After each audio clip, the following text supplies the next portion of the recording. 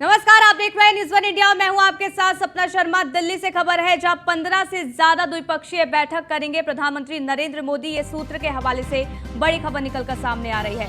8 सितंबर को मॉरिशस के पीएम के साथ द्विपक्षीय बैठक करेंगे।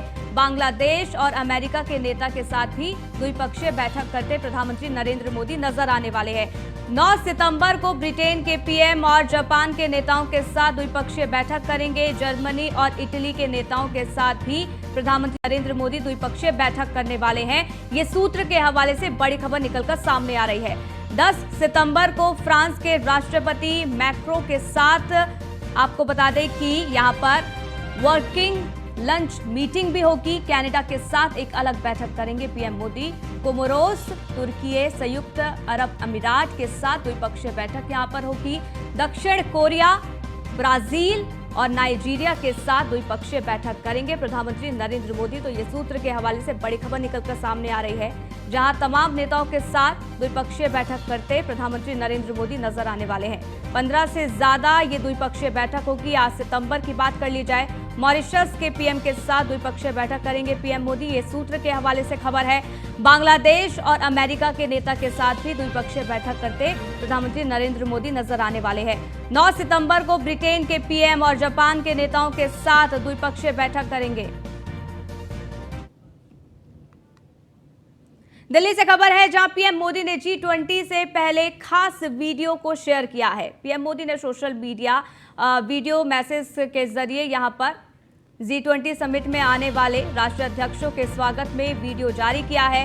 वसुधैव कुटुंबकम और भारतीय संस्कृति की जीवंत विरासत, ये वीडियो जो कि शेयर किया गया है।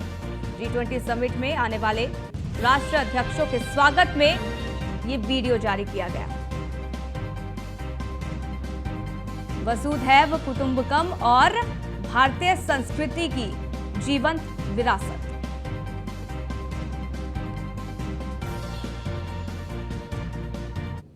दिल्ली से खबर है, अमेरिकी राष्ट्रपति जो बाइडेन वॉशिंगटन से रवाना हुए हैं। G20 समिट में शामिल होने के लिए बाइडेन आ रहे हैं। पीएम और अमेरिकी राष्ट्रपति प्रधानमंत्री आवास पर मुलाकात करेंगे।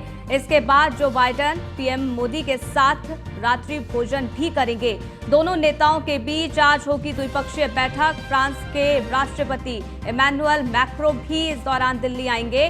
10 सितंबर को सम्मेलन के बाद द्विपक्षीय बैठक होगी। फ्रांस के राष्ट्रपति और पीएम मोदी द्विपक्षीय बैठक करेंगे।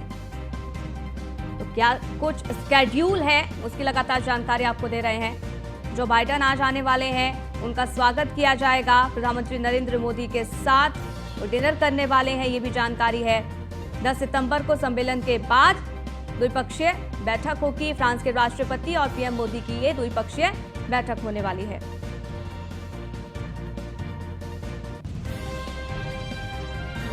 लगातार आप तक ये जानकारी पहुंचा रहे हैं। G20 समिट में शामिल होने के लिए बाइडेन आ रहे हैं और उनके स्वागत के लिए तमाम तरीके की तैयारियां की जा रही है। पीएम और अमेरिकी राष्ट्रपति प्रधानमंत्री आवास पर मुलाकात करेंगे, ये जानकारी है। इसके बाद जो बाइडेन पीएम मोदी के साथ रात्रि भोजन भी करने वाले हैं। लखनऊ से खबर, जहां आपको बता दें कि राष्ट्रपति के डिनर कार्यक्रम में शामिल होंगे सीएम योगी आदित्यनाथ। सीएम योगी डिनर में शामिल होंगे। कल 3 बजे दिल्ली पहुंचेंगे CM Yogi Adityanath. G20 summit के रात्रि भोज में शामिल होंगे कई नेता, ये बड़ी जानकारी है। तो पल पल की अपडेट आप तक पहुंचा रहे हैं G20 को लेकर। और कल 3 बजे दिल्ली पहुंचेंगे सीएम योगी आदित्यनाथ, ये बड़ी जानकारी निकलकर सामने आ रही है। G20 समिट के रात्रि भोज में कई नेता शामिल होने वाले हैं और उस भोज के लिए सीएम योगी आदित्यनाथ पहुंचेंगे दिल्ली। तो सीएम योगी डिनर में शामिल होंगे, ये बड़ी जानकारी। और कल 3 बजे बताया जा रहा है कि दिल्ली पहुंचेंगे सीएम योगी आदित्यनाथ।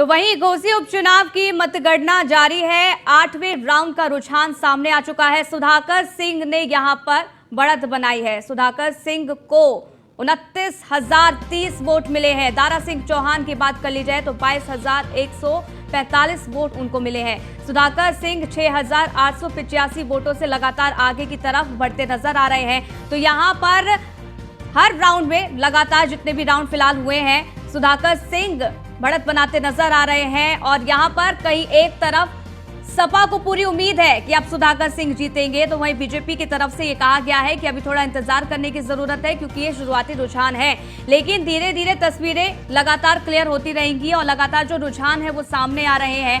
कुल मिलाकर 32 राउंड होने हैं और उसमें से ये 8वें राउंड का जो रुझान है हम आपके सामने रख रहे हैं, जहां सुधाकर सिंह ने बढ़त बनाई है। सुधाकर सिंह को 29,030 वोट मिले हैं। दारा सिंह चौहान को 22,145 वोट मिले हैं। वहीं सुधाकर सिंह 6,885 वोटों से आगे है। तो यहाँ सीधा सीधा जो मुकाबला है वो बीजेपी वर्सेस सपा है। यहाँ पर सपा की तरफ से सुधाकर सिंह मैदान में है और वो लगातार बढ़त बनाते नजर आ रहे हैं। छठे राउंड का ये रुझान हम आपको दिखा रहे हैं, 8वें राउंड का, माफ कीजिएगा। लेकिन इसके साथ ही आपको बता दें कि बीजेपी की तरफ से दारा सिंह चौहान मैदान में है। अब यहाँ पर ओपी राजभर के लिए ये परीक्षा है कि क्या यहाँ पर बीजेपी को वो जीत हासिल करवा पाएंगे कि नहीं। लेकिन जिस तरीके से प्रचार प्रसार देखने को मिला, ओपी राजभर जिस तरीके से एक्टिव मोड पर उत्तर प्रदेश में नजर आए, वहां पर कहीं ना कहीं आपको बता दें कि ये बीजेपी के लिए साख की लड़ाई है। और यहाँ पर उनकी नेता के तौर पर ताजपोशी भी इस दौरान साफ तौर पर क्लियर भी हो जाएगी अगर यहाँ पर दारा सिंह चौहान की जीत हो जाती है। लेकिन जिस तरीके से रुझान लगातार सामने आ रहे हैं, उसमें सुधाकर सिंह लगातार बढ़त बनाते नजर आ रहे हैं। ये मार्जिन लगातार बढ़ता जा रहा है। तो ये जानकारी आप तक पहुंचा रहे हैं। 8वां राउंड ये है और 8वें राउंड के जो रुझान है ये सामने आ चुके हैं। बहरहाल हमारे साथ तमाम मेहमान भी जुड़ गए हैं। शमसी आजाद नेता बीजेपी के जुड़ गए हैं, अशोक यादव प्रवक्ता सपा के जुड़ गए हैं, मोहम्मद आमीन राजनीतिक विशेषज्ञ हमारे साथ जुड़ गए हैं। सबसे पहले अशोक जी, मैं आपके पास आना चाहूंगी, क्योंकि जिस तरीके से रुझान आ रहे हैं आपके लिए खुशी की बात है, लेकिन क्या आपको ये उम्मीद है कि ये जो रुझान है वो आगे तक बरकरार रहने वाले हैं? सपना जी, देखिए, रुझान आज टीवी पे आ रहे हैं, लेकिन ये रुझान हम लोगों को जब डे 1 से रुझान मिल रहा था, वहाँ की जनता की जो नब्ज हम लोग टटोल रहे थे, उसमें ये चीजें स्पष्ट खुल के आ रही थी कि इस तरह के जो व्यवहार है वहाँ पे जो प्रत्याशी दारा सिंह चौहान जी थे, जो भारतीय जनता पार्टी प्रत्याशी थे, उनकी छवि इतनी खराब हो गई क्षेत्र में कि उनको एक दल बदलू नेता की छवि से लोग जानने पहचानने लग गए हैं। तो ये जो छवि उनकी थी, ये छवि भारतीय जनता पार्टी को लेकर डूब गई। और दूसरी जो रही थोड़ी बहुत जो कसर बची थी, वो ओम प्रकाश राजभर जी ने अपने गालियों के माध्यम से कर दिया। तो वहां की जनता ने ये स्पष्ट दिखा दिया, घोषित जनता ने, कि एक तरफ दल बदलू है, एक तरफ गालीबाज है, तो दूसरी तरफ एक सभ्य आदमी है, एक सभ्य नेता है सुधाकर सिंह जी। तो घोषित जनता ने एक सभ्य और जो वहाँ के मजबूत और टिकाऊ प्रत्याशी हैं सुधाकर सिंह जी, उनके ऊपर जनता ने अपना विश्वास व्यक्त किया है। और मैं कह रहा हूँ कि ये इंडिया वर्सेस एनडीए का पहला लिटमस टेस्ट है घोसी, जो अभी आप देखेंगी 1-2 घंटे बाद ये चीजें 100% क्लियर हो जाएंगी। इस लिटमस टेस्ट में इंडिया गठबंधन ने एक बहुत अच्छा मैसेज दिया, पूरे देश को मैसेज जाएगा घोसी विधानसभा से कि इंडिया गठबंधन ये जो 2024 के चुनाव के लिए उसके लिए उसका मॉरल बूस्ट होगा इंडिया गठबंधन का। ठीक है अशोक जी, आपको पहले से ये अंदाजा था, लेकिन प्रशासन के ऊपर तो आपने आरोप लगाया था, प्रशासन का कहा था ना आपने कि चुनाव प्रशासन लड़ रहा है, कई ऐसे वोटर्स हैं जिनको वोट करने नहीं दिया जा रहा है, और अब अगर रुझान आपके पक्ष में है तो यहाँ पर तो पलटते आप भी नजर आ रहे हैं। आज भी समाजवादी पार्टी अपने स्टेटमेंट पे कायम है, स्टेटमेंट लगातार दिया गया। और आपने देखा होगा कि तमाम जो वहाँ के लोकल यूट्यूबर चैनल हैं और तमाम वहाँ पे वीडियो अवेलेबल हैं, आप देख सकती हैं, समाजवादी पार्टी के पोर्टल पे वीडियो अवेलेबल है कि वहाँ पे सीओ जो थे विनीत सिंह किस तरह से प्रशासनिक गुंडागर्दी करके हमारे वोटरों को और हमारे नेताओं को धमकाने का काम किए, उनको वोट देने से वंचित करने का पूरा जितना वो प्रयास कर सकते थे किए। समाजवादी पार्टी उसके खिलाफ चुनाव आयोग में कई शिकायतें लिख के दी है। तो ये चीजें जो भी काम उन्होंने किया है, ये काम सारे धुल नहीं जाएंगे चुनाव जीत जाने से हमारे। हम ऐसा नहीं कि हम चुनाव जीत गए तो उनके प्रति इन्होंने सब ठीक हो गया। जो चीजें जो गलतियां हुई हैं वो गलतियां तो हुई हैं और वो संज्ञान में है, वो लिखा पढ़ी में है, उसका वीडियो फुटेज हमारे पास है, पार्टी के पास है। तो ये सारी चीजें हैं। अगर ये इस तरह का अगर प्रशासनिक दुरुपयोग या गुंडागर्दी नहीं हुई होती तो सुधाकर सिंह कम से कम 50,000 वोटों से जीतते हैं वहां। अभी कितने अंतराल से जीत रहे हैं, आपको क्या लग रहा है? अभी देखिए मिनिमम जो हम लोग का जो आकलन है वो 25 से 30,000 मिनिमम 30,000 के लगभग जीतेंगे, 30,000 के लगभग। ठीक है। शम्सी आजाद भी हमारे साथ लगातार बने हुए हैं। जो भी रुझान सामने सपा के पक्ष में है, क्या अभी भी आपको उम्मीद है? देखिए सपना जी, भारतीय जनता पार्टी ने तो उसी दिन चुनाव जीत दिया था जिसने अपना प्रत्याशी दारा सिंह चौहान जी को बनाया था। अब इनके मुंह में तो इतनी भी दबान नहीं कि दारा सिंह चौहान जैसे कार्यकर्ता की बुराई करें, क्योंकि भाई कहीं न कहीं समाजवादी पार्टी के खाने में हुआ करते थे। लेकिन अखिलेश यादव की नीति समाजवादी पार्टी की जो कुरीतियां हैं उससे बहुत ज्यादा ही छिलबिल मुकर इनका जो है मन जो है समाजवादी पार्टी से उठ गया। और उसके बाद इनको लगा कि अगर देश हित में काम करना है, राष्ट्र हित में काम करना है, अपने समाज के लिए काम करना है, तो भाई भारतीय जनता पार्टी से अच्छी कोई पार्टी हो ही नहीं सकती। और जो भारतीय जनता पार्टी के नेता कार्यकर्ता बूथ स्तर से लेकर पन्ना प्रमुख से लेकर राष्ट्रीय स्तर तक के नेताओं ने जिस तरीके से वहां पर, और उत्तर प्रदेश के सभी नेताओं ने, चाहे मुख्यमंत्री योगी आदित्यनाथ रहे हों, चाहे दोनों डिप्टी सीएम रहे हों, चाहे चाहे वो कैबिनेट मिनिस्टर रहे हों, राज्य मंत्री रहे हों, सभी ने जिस तरीके से मेहनत की वहां पर, हम इस ओम प्रकाश राजभर की उसकी क्या कहते हैं कि उसकी हम नहीं लेते कि ओम प्रकाश राजभर जी की है, उसकी बात है कि गौरव की बात है, या ओम प्रकाश राजभर जी के मान या पान की बात है, कुछ नहीं है। ये भारतीय जनता पार्टी का चुनाव, भारतीय जनता पार्टी का प्रत्याशी है। आवाज कम आ रही है। हमारे साथ रहकर इनको जिताने का काम किया है। कि वॉल्यूम थोड़ा ज्यादा करें, आवाज कम आ रही है। तो भारतीय जनता पार्टी की जीत जो है वो पूरी तरीके से निश्चित है और कम से कम 70,000 वोटों से भारतीय जनता पार्टी के प्रत्याशी, क्योंकि उन्होंने जो क्षेत्र में अपनी छवि बनाई है वो इस तरीके से छवि बनाई है कि भारतीय जनता पार्टी ने अपना जैसे ही प्रत्याशी को घोषित किया उसी वक्त ही आधी यानी 50% जीत जो है वो तय हो चुकी थी। और उसके बाद जिस तरीके से भारतीय जनता पार्टी के कार्यकर्ताओं और नेताओं ने जाकर वहां पर जमीनी स्तर पर काम किया है, क्योंकि समाजवादी पार्टी के नेताओं ने वहां पर घोसी जैसी जगह पर बिल्कुल से पिछड़े हुए थे, वहां पर कोई काम नहीं कर पा रहे थे। तो जनता को भी ये लगता है कि डबल इंजन की सरकार है और अगर क्षेत्र में विकास करना है तो सत्ता पक्ष का कोई नेता हमारे बीच में होना चाहिए, और दारा सिंह चौहान बेहतरीन विकल्प के रूप में चुनकर भारतीय जनता पार्टी ने में तो सपा की टिकट से चुनाव जीते दारा सिंह चौहान ना, उसके बाद तो आपने ही ले लिया दारा सिंह चौहान को, तो वहां जितने भी कार्य 2022 के बाद हुए होंगे तो वो तो दारा सिंह चौहान के रहे होंगे। नहीं, समाजवादी पार्टी के तो जहां पर भी नेता या विधायक आप वहां पर देख लेना, क्योंकि ये प्रयास ही नहीं करते। ये अपने जनता की बात, ये क्षेत्र की बात जो है न विधानसभा में उठाते, न लोकसभा में उठाते, सदन तक ये अपनी बात ले ही नहीं जाते। जनता के बीच में जब जाएंगे तब तो जनता के मुद्दे से इनको वाकफियत रहेगी, तब तो जनता के मुद्दे से जानेंगे। जनता के बीच में जाने का काम ही नहीं। जवाब ले लूंगी अशोक जी से कि जनता के बीच में कब जाएंगे। बहरहाल मोहम्मद आमीन भी हमारे साथ राजनीतिक विशेषज्ञ जुड़े हुए हैं। आपको क्या लग रहा है इस रुझान के सामने आने के बाद, क्योंकि लगातार सुधाकर सिंह बढ़त बनाते नजर आ रहे हैं और ये जो मार्जिन है ना वो बढ़ता जा रहा है, क्या लगता है कि क्या इस तरीके के रुझान बरकरार रह सकते हैं, और अगर ऐसा होता है तो कमी कहां रही होगी बीजेपी की तरफ से? देखिए, पहली बात तो ये है कि 8वीं राउंड के चुनाव हैं, नतीजे जो आपने दिखाए हैं सामने और जो चुनाव आयोग के द्वारा घोषित किए गए हैं उसमें बढ़त जो है 2,903 वोटों की लिख रही है समाजवादी की, जिसमें कि बीजेपी से आगे है। नंबर 1। नंबर 2, मैं ये कहना चाहूंगा कि समाजवादी के लोगों ने शुरू से ही इस बात को रखा कि ये जो स्टेट की गवर्नमेंट है वो उनका संचालन कर रही है, स्टेट के ऊपर उन्होंने ऑब्जेक्शन लगाया।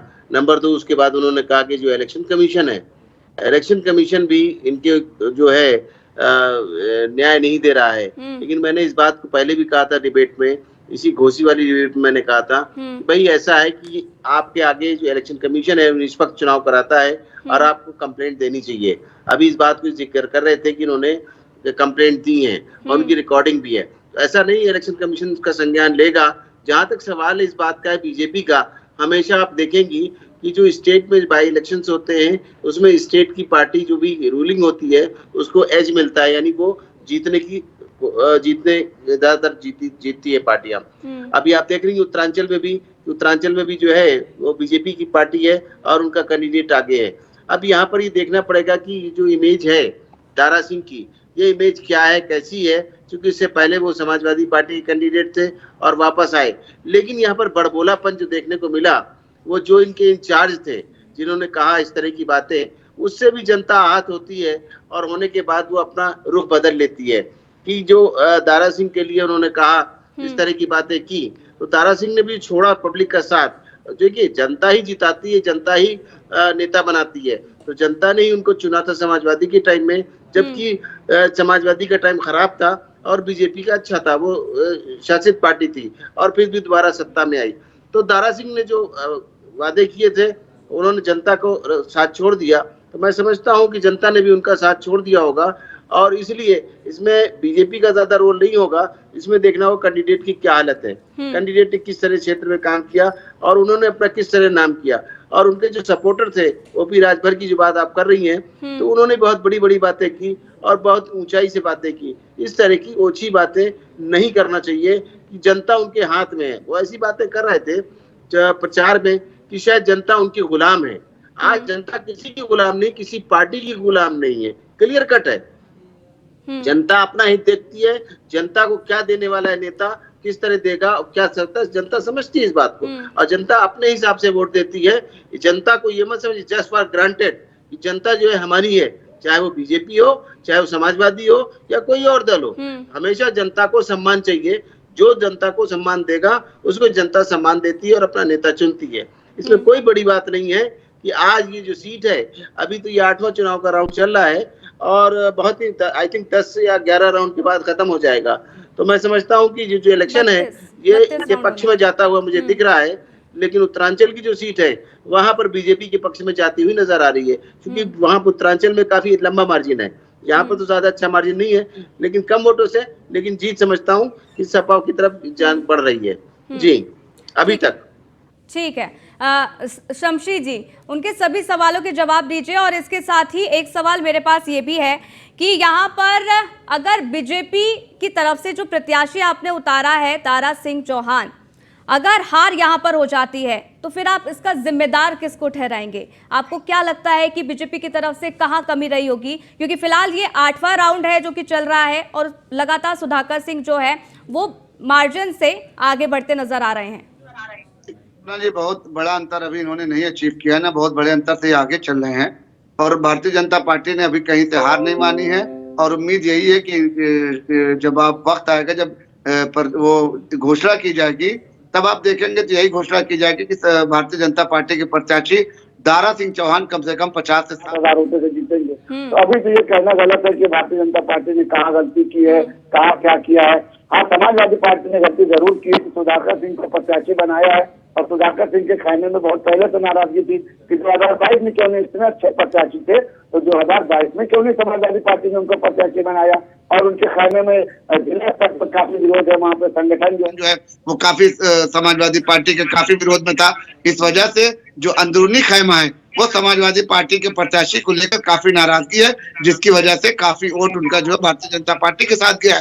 अभी बहुत ज्यादा उतावलेपन में कोई बात कहना कि नहीं समाजवादी पार्टी का प्रत्याशी जीत रहा है और भारतीय जनता पार्टी ने दारा सिंह चौहान जी वहां के क्षेत्रफल से, वहां की भौगोलिक से, वहां की जनता से पूरी तरीके से जानकारी रखते हैं और इसी वजह से भारतीय जनता पार्टी ने उन पर दांव खेला है। ये जरूर है कि आने वाले 2024 के चुनाव पे आज की जो वोटिंग है उसका जरूर असर पड़ेगा। इस वजह से भारतीय जनता पार्टी ने कहीं कोई गलती की है, न प्रचार में, न प्रत्याशी में और न वहाँ के मुद्दों में। अशोक जी, ज्यादा उतावला होने की जरूरत नहीं है, थोड़ा वेट कर लीजिए, क्योंकि यहाँ पर बीजेपी की तरफ से अब ये दावा कर दिया गया है कि यहाँ पर बीजेपी प्रत्याशी की जीत हो रही है, वो भी 50,000 के मार्जिन के साथ।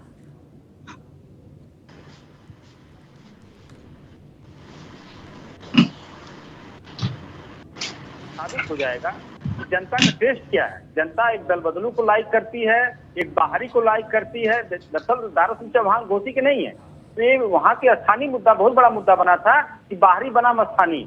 एक दूसरा मुद्दा बना था, एक दल बदलू बनाम अस्थायी।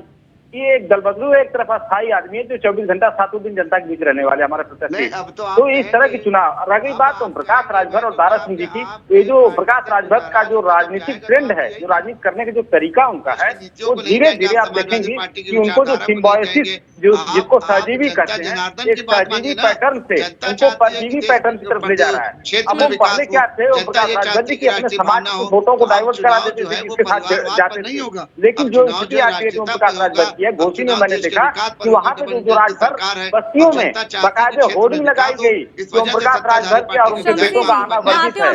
तो इस तरह की चीजें जो है, इस तरह की चीजें ओम प्रकाश राजभर जी के लिए बहुत घातक हैं। आप देखेंगे कि ओम प्रकाश, आप मेहमान बने रहिएगा क्योंकि एक बड़ी अपडेट आ रही है, वो भी दर्शकों तक पहुंचाना बहुत ज्यादा जरूरी है। बड़ी अपडेट ये है कि बागेश्वर और सपा के पक्ष में है, क्या अभी भी आपको उम्मीद है? देखिए सपना जी, भारतीय जनता पार्टी ने तो ऑक्सीजन चुनाव जीत दिया था, जिसने अपना प्रत्याशी दारा सिंह चौहान जी को बनाया था। अब इनके मुंह में तो इतनी भी दबान नहीं कि दारा सिंह चौहान जैसे कार्यकर्ता की बुराई करें, क्योंकि भाई कहीं न कहीं समाजवादी पार्टी के खैमे में हुआ करते थे। लेकिन अखिलेश यादव की नीतियां, समाजवादी पार्टी की जो कुरीतियां हैं, उससे बहुत ज्यादा ही छिलभिल मुकर इनका जो है मन जो है समाजवादी पार्टी से उठ गया। और उसके बाद इनको लगा कि अगर देश हित में काम करना है, राष्ट्र हित में काम करना है, अपने समाज के लिए काम करना है, तो भाई भारतीय जनता पार्टी से अच्छी कोई पार्टी हो ही नहीं सकती। और जो भारतीय जनता पार्टी के नेता कार्यकर्ता बूथ स्तर से लेकर पन्ना प्रमुख से लेकर राष्ट्रीय स्तर तक के नेताओं ने जिस तरीके से वहां पर, और उत्तर प्रदेश के सभी नेताओं ने, चाहे मुख्यमंत्री योगी आदित्यनाथ रहे हों, चाहे दोनों डिप्टी सीएम रहे हों, चाहे चाहे वो कैबिनेट मिनिस्टर रहे हों, राज्य मंत्री रहे हों, सभी ने जिस तरीके से मेहनत की वहां पर, हम इस ओम प्रकाश राजभर की उसकी क्या कहते हैं कि उसकी हम नहीं लेते कि ओम प्रकाश राजभर जी की है, उसकी बात है कि गौरव की बात है, या ओम प्रकाश राजभर जी के मान या अपमान की बात है, कुछ नहीं है। ये भारतीय जनता पार्टी का चुनाव, भारतीय जनता पार्टी का प्रत्याशी है। आवाज कम आ रही है, हमारे साथ रहकर इनको जिताने का काम किया है। कि वॉल्यूम थोड़ा ज्यादा करें, आवाज कम आ रही है। तो भारतीय जनता पार्टी की जीत जो है वो पूरी तरीके से निश्चित है, और कम से कम 70,000 वोटों से भारतीय जनता पार्टी के प्रत्याशी, क्योंकि उन्होंने जो क्षेत्र में अपनी छवि बनाई है, वो इस तरीके से छवि बनाई है कि भारतीय जनता पार्टी ने अपना जैसे ही प्रत्याशी को घोषित किया, उसी वक्त ही आधी यानी 50% जीत जो है वो तय हो चुकी थी। और उसके बाद जिस तरीके से भारतीय जनता पार्टी के कार्यकर्ताओं और नेताओं ने जाकर वहां पर जमीनी स्तर पर काम किया है, क्योंकि समाजवादी पार्टी के नेताओं ने वहां पर घोसी जैसी जगह पर बिल्कुल से पिछड़े हुए थे, वहां पर कोई काम नहीं कर पा रहे थे। तो जनता को भी ये लगता है कि डबल इंजन की सरकार है, और अगर क्षेत्र में विकास करना है तो सत्ता पक्ष का कोई नेता हमारे बीच में होना चाहिए, और दारा सिंह चौहान बेहतरीन विकल्प के रूप में चुनकर भारतीय जनता पार्टी ने तो सपा की टिकट से चुनाव जीते दारा सिंह चौहान ना, उसके बाद तो आपने ही ले लिया दारा सिंह चौहान को, तो वहां जितने भी कार्य 2022 के बाद हुए होंगे तो वो तो दारा सिंह चौहान के रहे होंगे। नहीं, समाजवादी पार्टी के तो जहां पर भी नेता या विधायक आप वहां पर देख लेना, क्योंकि ये प्रयास ही नहीं करते। ये अपने जनता की बात, ये क्षेत्र की बात जो है न विधानसभा में उठाते, न लोकसभा में उठाते, सदन तक ये अपनी बात ले ही नहीं जाते। जनता के बीच में जब जाएंगे तब तो जनता के मुद्दे से इनको वाकफियत रहेगी, तब तो जनता के मुद्दे से जानेंगे। जनता के बीच में जाने का काम ही नहीं। जवाब ले लूंगी अशोक जी से कि जनता के बीच में कब जाएंगे। बहरहाल मोहम्मद आमीन भी हमारे साथ राजनीतिक विशेषज्ञ जुड़े हुए हैं। आपको क्या लग रहा है इस रुझान के सामने आने के बाद, क्योंकि लगातार सुधाकर सिंह बढ़त बनाते नजर आ रहे हैं और ये जो मार्जिन है ना वो बढ़ता जा रहा है, क्या लगता है कि क्या इस तरीके के रुझान बरकरार रह सकते हैं, और अगर ऐसा होता है तो कमी कहां रही होगी बीजेपी की तरफ से? देखिए, पहली बात तो ये है कि 8वीं राउंड के चुनाव हैं, नतीजे जो आपने दिखाए हैं सामने और जो चुनाव आयोग के द्वारा घोषित किए गए हैं, उसमें बढ़त जो है 2,903 वोटों की लिख रही है समाजवादी की, जिसमें कि बीजेपी से आगे है। नंबर 1। नंबर 2, मैं ये कहना चाहूंगा कि समाजवादी के लोगों ने शुरू से ही इस बात को रखा कि ये जो स्टेट की गवर्नमेंट है वो उनका संचालन कर रही है, स्टेट के ऊपर उन्होंने ऑब्जेक्शन लगाया। नंबर 2, उसके बाद उन्होंने कहा कि जो इलेक्शन कमीशन है, इलेक्शन कमीशन भी इनके जो है न्याय नहीं दे रहा है। लेकिन मैंने इस बात को पहले भी कहा था डिबेट में, इसी घोसी वाली डिबेट में मैंने कहा था कि भाई ऐसा है कि आपके आगे जो इलेक्शन कमीशन है निष्पक्ष चुनाव कराता है और आपको कंप्लेंट देनी चाहिए। अभी इस बात को जिक्र कर रहे थे कि इन्होंने कंप्लेंट दी है और उनकी रिकॉर्डिंग भी है। तो ऐसा नहीं इलेक्शन कमीशन का संज्ञान लेगा। जहां तक सवाल इस बात का है बीजेपी का, हमेशा आप देखेंगी कि जो स्टेट में बाई इलेक्शंस होते हैं उसमें स्टेट की पार्टी जो भी रूलिंग होती है उसको एज मिलता है, यानी वो जीतने ज्यादातर जीतती है पार्टियां। अभी आप देख रही हैं उत्तरांचल में भी जो है वो बीजेपी की पार्टी है और उनका कैंडिडेट आगे है। अब यहाँ पर ये देखना पड़ेगा कि जो इमेज है दारा सिंह की, ये इमेज क्या है, कैसी है, क्योंकि इससे पहले वो समाजवादी पार्टी के कैंडिडेट थे और वापस आए। लेकिन यहाँ पर बड़बोलापन जो देखने को मिला, वो जो इनके इंचार्ज थे जिन्होंने कहा इस तरह की बातें, उससे भी जनता आहत होती है और होने के बाद वो अपना रुख बदल लेती है कि जो दारा सिंह के लिए उन्होंने कहा इस तरह की बातें की, तो दारा सिंह ने भी छोड़ा पब्लिक का साथ। देखिए जनता ही जिताती है, जनता ही नेता बनाती है, तो जनता ने ही उनको चुना था समाजवादी के टाइम में, जबकि समाजवादी का टाइम खराब था और बीजेपी का अच्छा था, वो शासित पार्टी थी और फिर भी दोबारा सत्ता में आई। तो दारा सिंह ने जो वादे किए थे उन्होंने जनता को साथ छोड़ दिया, तो मैं समझता हूं कि जनता ने भी उनका साथ छोड़ दिया होगा और इसलिए इसमें बीजेपी का ज्यादा रोल नहीं होगा।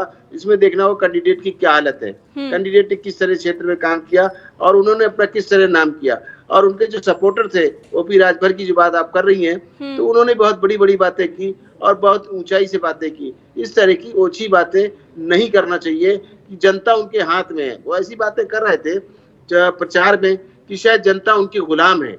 आज जनता किसी की गुलाम नहीं, किसी पार्टी की गुलाम नहीं है, क्लियर कट है। जनता अपना हित देखती है, जनता को क्या देने वाला है नेता, किस तरह देगा, क्या सकता, जनता समझती है इस बात को और जनता अपने हिसाब से वोट देती है। जनता को ये मत समझिए जस्ट फॉर ग्रांटेड कि जनता जो है हमारी है, चाहे वो बीजेपी हो, चाहे वो समाजवादी हो या कोई और दल हो। हमेशा जनता को सम्मान चाहिए, जो जनता को सम्मान देगा उसको जनता सम्मान देती है और अपना नेता चुनती है।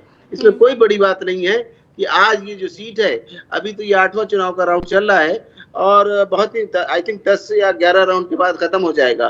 तो मैं समझता हूँ कि जो इलेक्शन है ये इनके पक्ष में जाता हुआ मुझे दिख रहा है, लेकिन उत्तरांचल की जो सीट है वहां पर बीजेपी के पक्ष में जाती हुई नजर आ रही है, क्योंकि वहां उत्तरांचल में काफी लंबा मार्जिन है। यहाँ पर तो ज्यादा अच्छा मार्जिन नहीं है, लेकिन कम वोटों से, लेकिन जीत समझता हूँ कि सपा की तरफ जान बढ़ रही है जी अभी तक।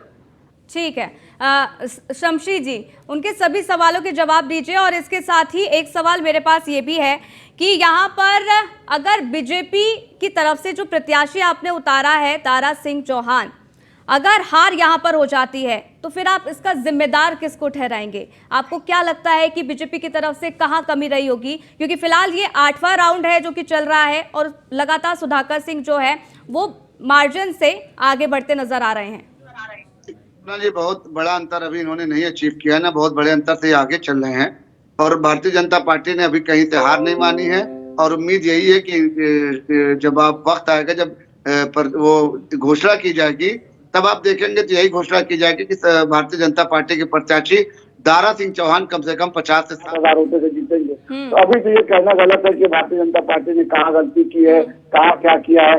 हाँ, समाजवादी पार्टी ने गलती जरूर की, सुधाकर सिंह को प्रत्याशी बनाया है और सुधाकर सिंह के खाने में बहुत पहले से नाराजगी थी कि 2022 में क्यों नहीं इतने अच्छे प्रत्याशी थे, तो 2022 में क्यों नहीं समाजवादी पार्टी ने उनको प्रत्याशी बनाया। और उनके खाने में जिला स्तर पर काफी विरोध है, वहाँ पे संगठन जो है वो काफी समाजवादी पार्टी के काफी विरोध में था।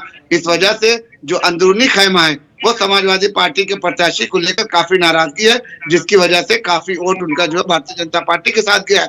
अभी बहुत ज्यादा उतावलेपन में कोई बात कहना कि नहीं समाजवादी पार्टी का प्रत्याशी जीत रहा है और भारतीय जनता पार्टी ने दारा सिंह चौहान जी वहां के क्षेत्रफल से, वहां की भौगोलिक से, वहां की जनता से पूरी तरीके से जानकारी रखते हैं और इसी वजह से भारतीय जनता पार्टी ने उन पर दांव खेला है। ये जरूर है कि आने वाले 2024 के चुनाव पे आज की जो वोटिंग है उसका जरूर असर पड़ेगा। इस वजह से भारतीय जनता पार्टी ने कहीं कोई गलती की है, न प्रचार में, न प्रत्याशी में और न वहाँ के मुद्दों में। अशोक जी, ज्यादा उतावला होने की जरूरत नहीं है, थोड़ा वेट कर लीजिए, क्योंकि यहाँ पर बीजेपी की तरफ से अब ये दावा कर दिया गया है कि यहाँ पर बीजेपी प्रत्याशी की जीत हो रही है, वो भी 50,000 के मार्जिन के साथ।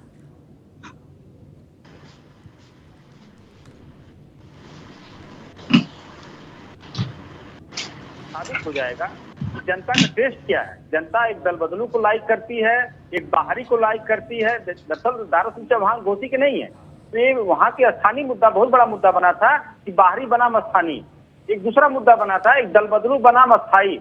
ये एक दल बदलू एक तरफ अस्थाई आदमी है जो 24 घंटा 7 दिन जनता के बीच रहने वाले हमारा प्रत्याशी। तो इस तरह की चुनाव रह गई बात ओम प्रकाश राजभर और दारा सिंह जी की। ये जो प्रकाश राजभर का जो राजनीतिक ट्रेंड है, जो राजनीति करने का जो तरीका उनका है, वो धीरे धीरे आप देखेंगे कि उनको जो सिम्बायोसिस जो जिसको सहजीवी कहते हैं, एक सहजीवी पैटर्न से उनको परजीवी पैटर्न की तरफ ले जा रहा है। अब वो पहले क्या थे, ओम प्रकाश राजभर जी की अपने समाज के वोटों को डाइवर्ट करा देते थे, इसके साथ जाते थे।